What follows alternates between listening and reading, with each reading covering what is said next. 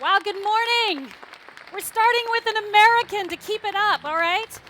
Okay, so this is me, Ashley Vinson. I work for Twitter. I've been working for Twitter for almost 3 years now. I actually live here in Amsterdam. And for all my Dutch people out there, ik spreek een beetje Nederlands, ja. I just told them that I think Dutch people are the most awesome people in the world. I think that's what I said.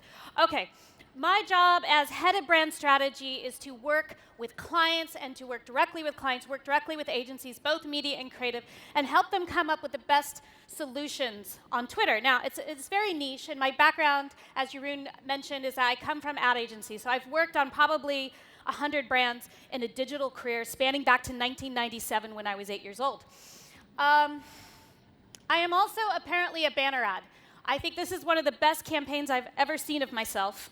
I don't know if you've ever had the chance to be a banner ad, but definitely try it. So thank you to the OnBrand event for getting me ridiculed at work on a regular basis. So let's start off with the world today. So, newsflash. Oh, shite. All right, here we go, newsflash. Media consumption is shifting to mobile. I don't know if you've heard this, but people use their mobile phones a little bit. And I love this thing of the man scrolling.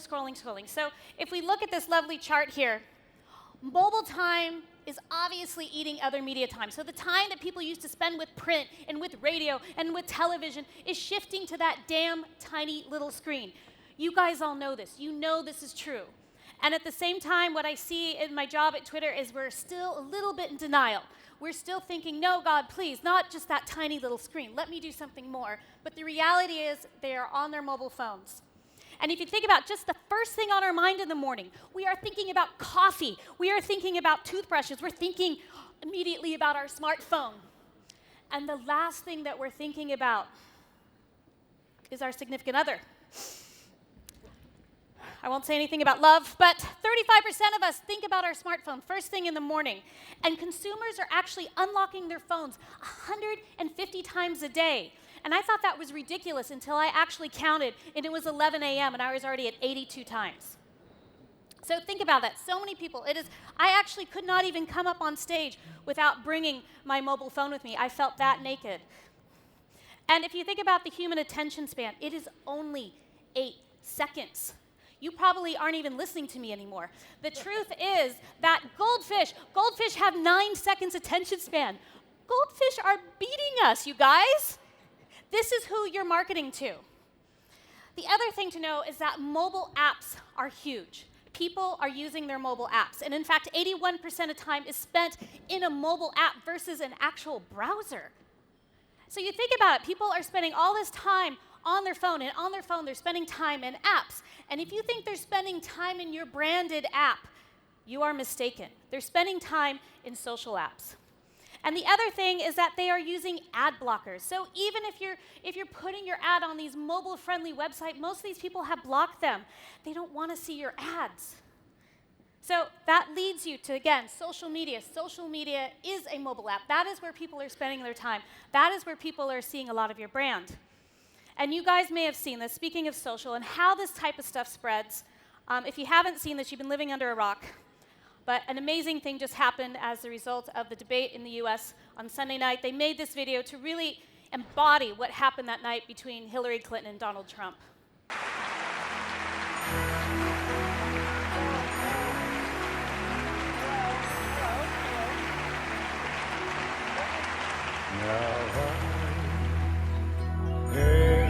Time of my life, no, I never felt like this before. Yes, I swear it's so true, and I owe it all to you. 'Cause I had the time of my life, and I owe it all to you. I've been waiting for so long. Okay, I'll stop. I'm going to dance the whole fucking thing. I saw this aisle and I was like, is someone going to stand at the end and I can just run and do the jump? All right. So clearly social media can be fun. It can really be fun for us as consumers.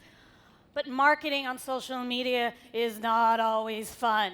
And I know, because I'm the one walking in from Twitter going to the meetings, and you see the brand manager go, fuck, it's Twitter. Oh, God, we got to talk about social again. This is just not exciting. And this is kind of the sentiment that I feel from a lot of the brands that I'm talking to. I'm so tired.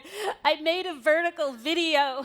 I hired a 22-year-old to run my Snapchat. I've live streamed. What more do I need to do to make this shit work? So we cry. We usually have drinks. It's a nice meeting. But the thing is, we can't ignore social because, okay, here, go cat.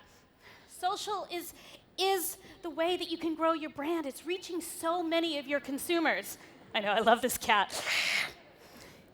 And then again, this is how so many consumers will experience your brand. So I'm bringing this slide back. Look at how they scroll.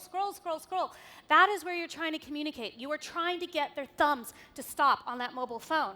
And why? Why? Let's show a really boring chart. Why? Because word of mouth still matters. And people are still people. They are just spending their time now on these mobile apps, on social apps. They are being influenced by the things that they see. And those things that they see, they're talking to people about. In Twitter, just here in the Netherlands, 20% of the population is on Twitter, but 60% of the Dutch population is influenced by things on Twitter because of things they've been told about, because of things they've seen on the news. So it has far-reaching. And word of mouth is still critically important to selling things, except not to boomers and seniors who tend to give a little less of a shit as they get older, which some hope for us.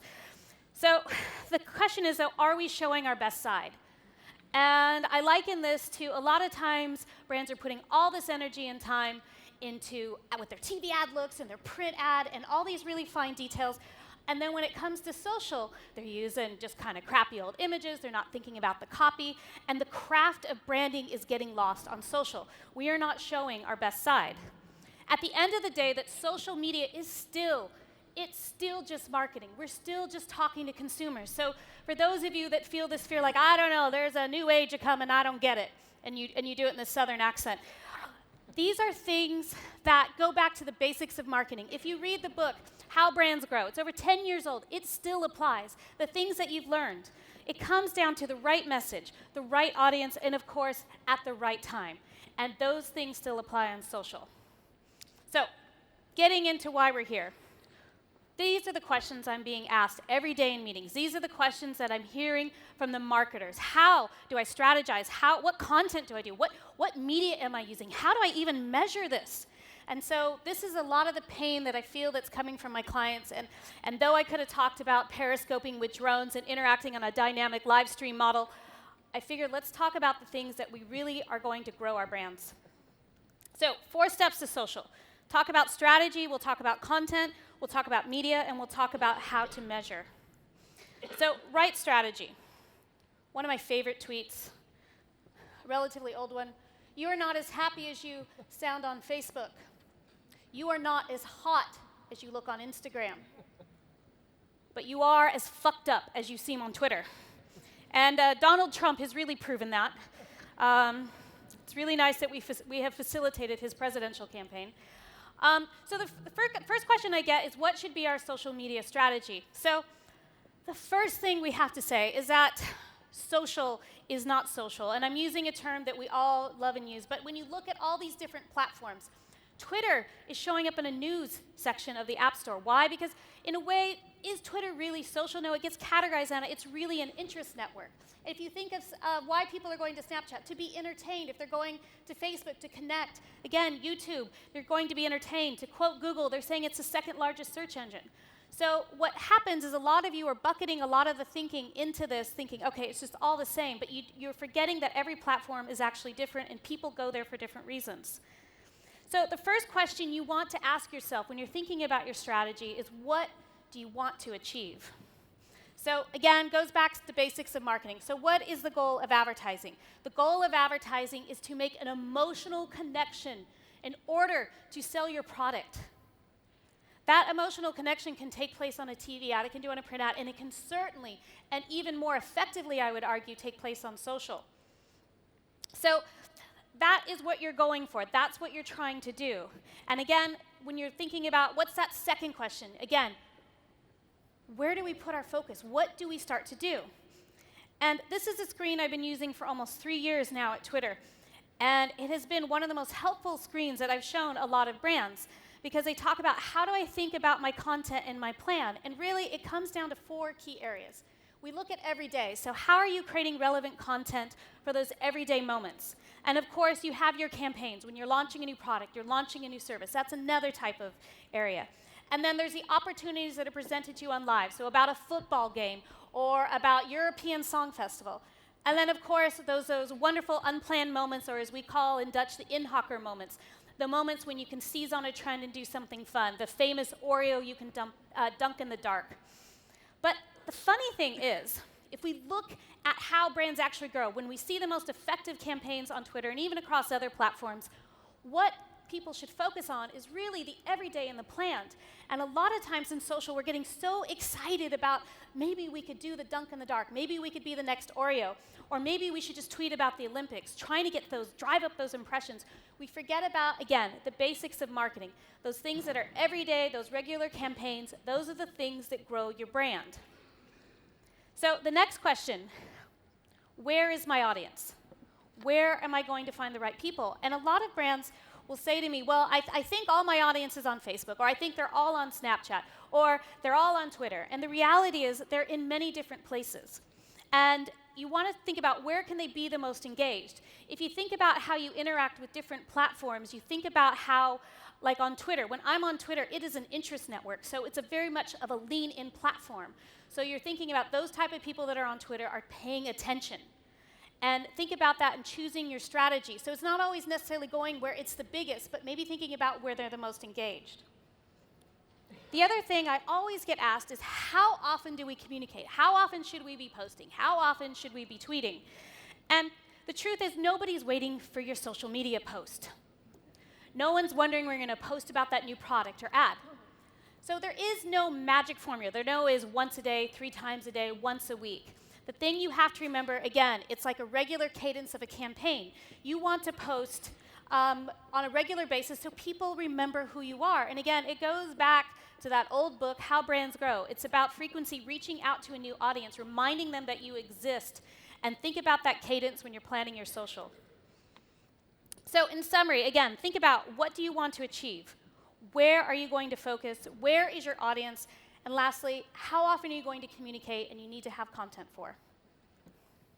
So the next section is, after we've talked about strategy, the most important thing, and I'll spend the most time on this, is creating the right content. And as a brand strategist, a lot of times I will look at campaigns and I will see the results and we'll see the impact, and 90% of the time I would say it's owed to the content. If it did really well or if it did really poorly, it's because of the content that was actually put out there. And of course that makes sense because, again, we're thumbing, we're scrolling. Again, we're trying to create content that thumb stops. And if we don't bring our best game, nobody's thumb is going to stop. So again, when you think about this, the constant challenge, as this tweet says, is how to prove more interesting than the other smartphone. And that is the same challenge that we have as marketers as well. How are we going to get those thumbs to stop? So again, another question.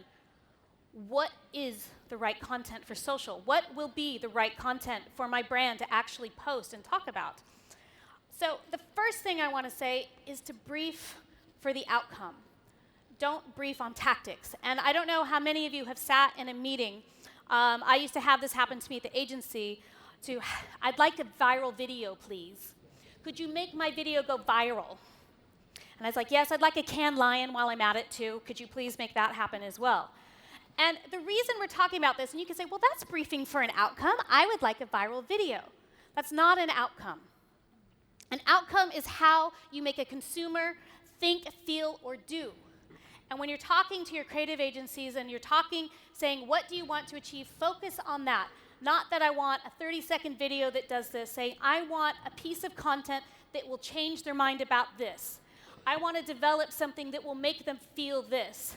I want them to buy this product because of the following reasons. That is when you're briefing on outcome. So the second, again, is focusing on variety. So when we look at content, again, basics of marketing. So if you're running the same ad over and over again, we know in people's brains that they actually won't start remembering that ad. If you're seeing the same thing over and over again, it's not going to make an impression. So variety is key.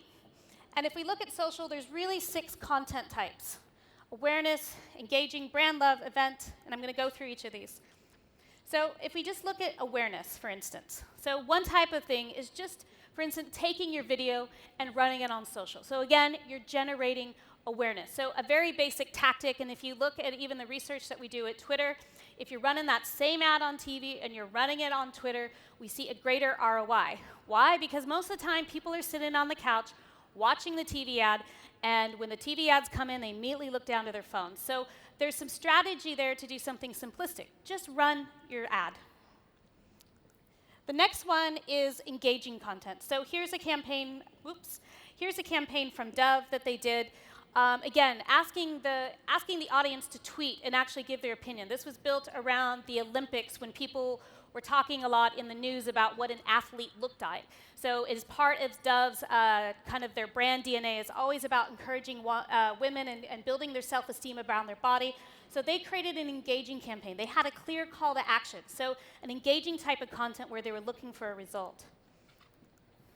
And then, of course, there's already brand love. So like the employee of KLM, Jeroen, said, some of this content is just, for KLM, they like to put out plain porn, let's be real.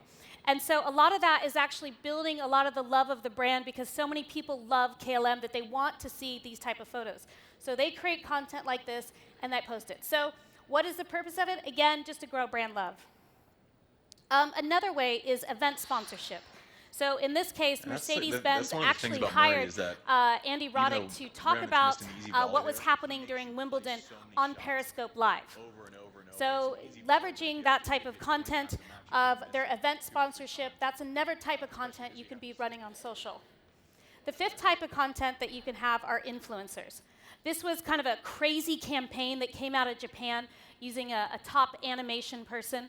So many people today are talking about influencers, how to use them. There's so many different ways to use them to create your content for your brand. Again, something to look at for your brand because we see a lot of great results from this. And the last type is direct response.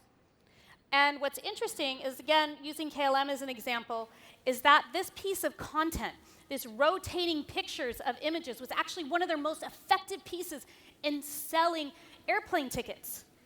And it's really, it kind of blows marketers' minds a lot of times. Well, it doesn't say, buy my airplane ticket. It doesn't give a price. It doesn't say, I need you to click here now. It's actually relatively subtle in how it's containing its messaging. So it hints at the price, it talks about the thing, but at the end of the day, it's inspiring conversation. And lastly, third, you need to go back and, again, remember the plan that we talked about. So looking at the plan, again, where does your content fit into this grand plan? So you're thinking about these things, and a lot of times we get so excited because maybe the creative agency has pitched us this great, really interesting idea, but does it actually fit into our strategy and plan? Are we actually building something, or are we wasting our dollars focusing on something that's actually not as part of our strategy? And now, before we move on to the next one, I'll show you a great campaign that came out of Virgin. So again, an inspirational campaign, really leveraging social and really leveraging out of home and different media to actually build it.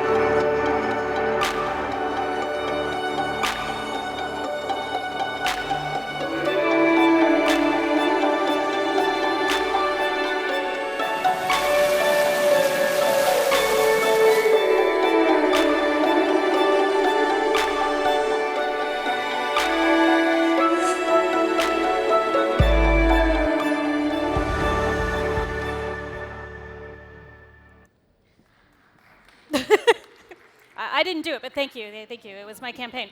Yeah, my idea as well. The agency's probably, we're going to get an award.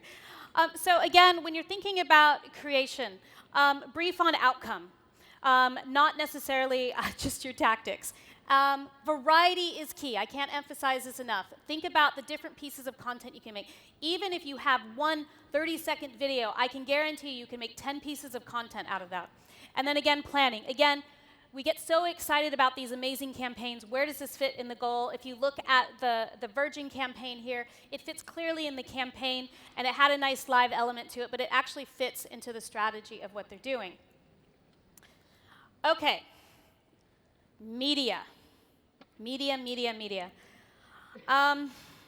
If the clear blue person that works for the brand is in here, I'd have a conversation for you. I was on YouTube looking at Beyonce videos, as I do, and I kept being forced to watch this ad over and over about the clear blue pregnancy stick. And apparently they said, when they were doing the targeting, they said, well, she's a woman. She looks maybe fertile. Let's give her this pregnancy stick and force her to watch this ad. And I see this over and over again. And a lot of times I'm like, why? Why are you forcing people to watch the ads? And when I ask media agencies, why are you doing these type of marketing? And they say, because we want to get the numbers up. Because we want to be able to go back to the brand manager and say, we had 1 million views of your pregnancy stick. Now, the fact that I now hate Clear Blue, and now I'm talking about them on stage, maybe it serves 2 purposes. So if you're thinking about getting pregnant, try Clear Blue. But it was a negative experience for me as a consumer, and it wasn't really reaching out to me. And the simple solution would have been just add the skip functionality. Don't force people to watch a piece of content that's niche. And that's a lot of things that are happening now in media. So again, another question I'm getting asked, how do we promote effectively on social media? And the first thing we have to do is we have to evolve our thinking. And so many brands are still using media like it's the 1950s. And what I mean by that is that they're targeting things that don't necessarily matter. And age only tells us so much. And this awesome dude here, I think it's Den-Shun Wang, he walked the catwalk, I think, in last year's Chinese Fashion Week. He's 80 years old. It's sad, I know, a lot of you men are thinking, Jesus, he looks better than I do. I need to work out. And the reality is that we need to focus on what matters. So on a lot of these platforms, every single platform can tell you about what people are interested in and what they care about. Even on Twitter, if no one ever tweets on Twitter, I can tell you so much about that person. More things than you will ever get about their age. I know by what they follow, by what they like, by what they're saying in their profile. There's so many things I can learn about that person and plan my media around versus just their age. And the great irony about age is that the reason age was used is that we used age targeting because we used it to infer what someone's interest was. We thought if they're 18 to 22, this is what they're interested in. We thought if they're 25 to 35, these are the things that they care about. The thing is, we know now. We actually know with all the data and the information we have across all these platforms, we know. So it's important to target and use those things. The other thing is to focus your media on what actually has impact. So this is an actual campaign. I hope the client's not here and doesn't recognize this. This is kind of a common campaign result. They blow all their money on the campaign. We're going to blow this out. We're going to do a big launch. It's going to be amazing. Look at all these tweets. Oh my God, we rocked it. And that's what we see. So again, we have the attention span of 8 seconds, less that of a goldfish. And this is what happens on so many of these campaigns. And though you can't see it on television and billboards, I'm sure it's happening there as well. Again, a big spike of conversation and talking about the campaigns, and boom, done. Because all the money was blown there, so no media was consistently used. And when we look at actually what happens with brands that are consistently always on, and here's a brand that's focusing on the spike, but those brands that are consistently always on, always putting their content in front of consumers, these are the ones that are growing share of voice. And why? Because again, it goes back to basics of marketing. Imagine if you just blew and run a TV ad for just one day or a few days and you covered every single station. Yes, they would remember you for that one day, but would they remember you the next day? And it's the exact same way on social. The other thing to think about and a lot of marketers think about this or forget about this, is the funnel. So if we look at just targeting, you can target on it. This is just the Twitter targeting thing. So you can target on a lot of elements. But what they're forgetting about is actually creating content and driving media towards a funnel thinking. So for a lot of people, they'll go onto social and they'll post something on there. They're like, click here to buy TV now. And they're convinced, and then they come back to us at Twitter. They said, no one bought my TV. I told them to click, and no one bought the TV. And I usually suggest, have you tried calling up total strangers and asking them to buy your TV? How has that result been? Because that's essentially the same thing that you're doing on social. So you have the same funnel as any other channel. You are still trying to drive awareness and opinion and consideration and preference and ultimately, hopefully, purchase. And if you just look at what KLM did recently on their Veiled Vacant deals, they did an awareness campaign. So they blasted Twitter with a whole bunch of campaigns, letting everyone know that the campaign was on sale. Then they started talking to those people that are aware of the campaign about, okay, so where would you like to travel? Again, pushing them farther down the funnel to a decision. And then those of you that have actually used customer service on KLM, it's such a critical component to actually converting that sale. So we see the consideration and preference being generated by the awesome customer service that KLM gives on social. And then, of course, they had a final call to action saying, all right, here's where we want to purchase. They didn't start with this tweet to try to get a sale. They started with an awareness campaign. They started working for the funnel, and they created content and they put media behind every single level in the funnel to achieve that. So with media, you want to think about targeting. Use insights beyond age. If you're still telling your media company on social to target on age, rethink that. There's so many signals on there you can use. Consistency. Again, focus on spreading out your media on a consistent basis versus blowing it all on one spike and saying, we're going to start a huge conversation today, because again, people will forget about you. And then lastly, again, think about promoting at every stage of the funnel. Don't just put all your money on the conversion point, because that's where you make your real money. You have to put money on every stage of the funnel to make sure it reaches your audience to help move them down the funnel. And lastly, measurement. I actually did a whole speech on this in London about 6 months ago called Size Doesn't Matter. It was heavily skewed male, curiously enough. And I think this is interesting. I love this tweet. Right now, a $5 million spot is running in front of you. Retweet if you're looking at your screen. And again, so many people are, the advertisers that bought on the Super Bowl for this tweet. So many are thinking, oh my God, I reached millions of people. Look at the numbers. But are those numbers real? Did you really get their attention? And that's the question we're always asking ourselves. So social. How do we actually measure our campaigns? We've done the strategy. We've made the right content. We promoted it. Now, how do we look at these results? And in a perfect world like Pandora, you would have senior people working on digital. You would also have platforms like Twitter and Facebook and YouTube that are really easy to compare. And there's no ad fraud. And there's no ad blockers. And that the measurement is super easy. But for those of you that have ever looked at social media reports, it kind of feels a bit like this. Confusing, chaotic, like you're in a Mad Max film. What is going on? How do I actually look at these numbers to get real value and information from them? So thinking of that, again, think about setting your KPIs based on platform and content type. And what I mean by that is that every platform is different. So if we just look at likes, and we've had so many people come back like, this did better on Facebook than Twitter and YouTube because this video got more likes.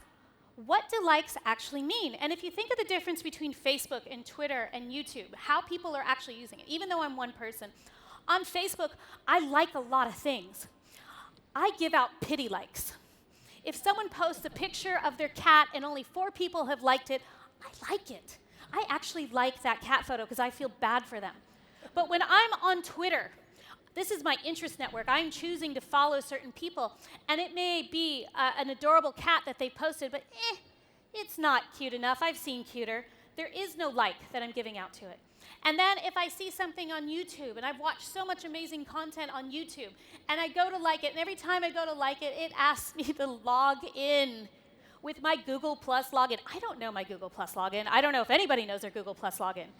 And again, if we just looked at the same content as a marketer and we said, oh, we know this did better because this got more likes or things, we're forgetting about the context of the platform, of Facebook, of Twitter, of YouTube, or even of Snapchat, of Instagram. How can you compare when everyone acts differently on the platform, though they're the same person? It's difficult to know. And so again, when you're looking at a piece of content, you look at the piece of content, what was it trying to achieve as a piece of content, and what was the context in which it was shown? That's the way you can look at your numbers. Know the math. This is how the math is behind a lot of social media measurement. And you know, I work for a company, Twitter, and again, we have different ways of measuring things. Facebook has different ways of measuring. YouTube has different ways of measuring things. And it is confusing. If you are working on brands, this is confusing, and I'm sorry. I hope to God we fix this, because it is difficult, because it is hard to get to the truth when you don't know how it was measured. And when you look a lot of it, this is the type of thing when you ask, okay, well, how do I know what the cost per completed view was? Is it my average rate? Impressions divided by those who kind of watch with stars in the sky, some random numbers. This is the type of thing that is going on in social media today. So ask your media agencies, look behind the numbers. So for instance, on Twitter, you're buying video a lot of the times at 100% with 3 seconds. That means when it scrolls into their phone, you're seeing the video for 3 seconds, 100%. We counted a view. On Facebook, and this isn't a diss on them, they start counting a view when the video shows up into 50% of the screen in place for 3 seconds. So immediately, you're looking at totally different types of views. You're looking at 50% views at 3 seconds versus 100% views. How can you know what was watched unless you actually understand how it was watched? So understanding how they calculated that on your metrics is really important. It's a bit detailed and anal, but looking at that is really going to give you more insights. The last thing is use the data to get to the truth. And what I mean by that is there's so much data coming at you, and a lot of times we see brand managers kind of deny it. For instance, we had a client that had this video that was about a 3-minute video, and nobody was watching it, and the cost per completed view was sky high, and they were extremely frustrated by this, so they pulled all of it from social media. They said, you know, this is an amazing, interesting video. It's me, it's not the platform. And they noticed that people were dropping off at the 10-second mark. And the client said, that's weird, because that's when the video gets going. Exactly. So using that information, instead of shifting all those video views and trying to drive up views, what the job was for the client is to go back and look at their content. Why is it taking 10 seconds to get into the content? Why are people dropping off? How can I change? Instead of trying to shift your media or shift your content to a place where you can get those numbers, shift your content to get the right numbers. And then, of course, you want to measure things that matter. And again, focusing on numbers. People look at, I got 1 million views, I got 10,000 likes, I have 29% engagement. There are so many studies, and this is just one screen from the research that we do at Twitter, whether it's a Nielsen brand effect, whether you're doing a survey, whether you're doing a Crimson Hexagon report. Again, knowing that you got 1 million views doesn't tell you that you did anything. Knowing that you reached 10 million people doesn't actually tell you if you've reached them. So thinking about third-party tools and using those effectively in your campaigns are going to give you more insight than just looking at these weird social media numbers to try to garner the truth about the effectiveness of your campaign. So again, set your KPIs based on the platform, the content type. Know how those numbers get met. Ask the agency to tell you how they calculated that number. How is a view measured? How is a click measured? Use that data to give insights and help adjust your campaigns so that you're actually making content that people want to engage with. And then, of course, measure. Try to measure the impact versus just the numbers, because it will tell you a lot more of what's going on. So key takeaways. Again, think about your strategy, defining that right approach, thinking about the grid. What is it that we want to achieve? Content. Let's make the right content. Let's have a lot of variety. Let's have it be thumb-stopping. And media, let's promote on a consistent level across. Let's hit everyone in every stage of the funnel and get real results. And lastly, of course, let's measure the right way. Let's get the right results so we can inform our brand decisions and we know what we're actually achieving with our marketing on social. And I leave you with this last screen. At the end of the day, it can't be a science. I can give you all the math and the insights and you should have a human face in the first 3 seconds of the video to make it work. If you have 4 photos, they're going to click more. And yes, those are all tactics that work. But again, going back, you guys are the experts. You know in your gut what is right for your brand and what works. And most of the time when we're having problems with campaigns, it's because you didn't listen to your gut. You didn't think, would someone actually do this? Would someone actually watch this? Would someone actually click on this? Is this what my brand is trying to convey? That all the numbers and the technology in the world, it still comes down to the basics of marketing and branding, and that's where your guys' skill lies, and that's why you can do social well. So thank you very much. Feel free to tweet me if you have any questions. Thank you.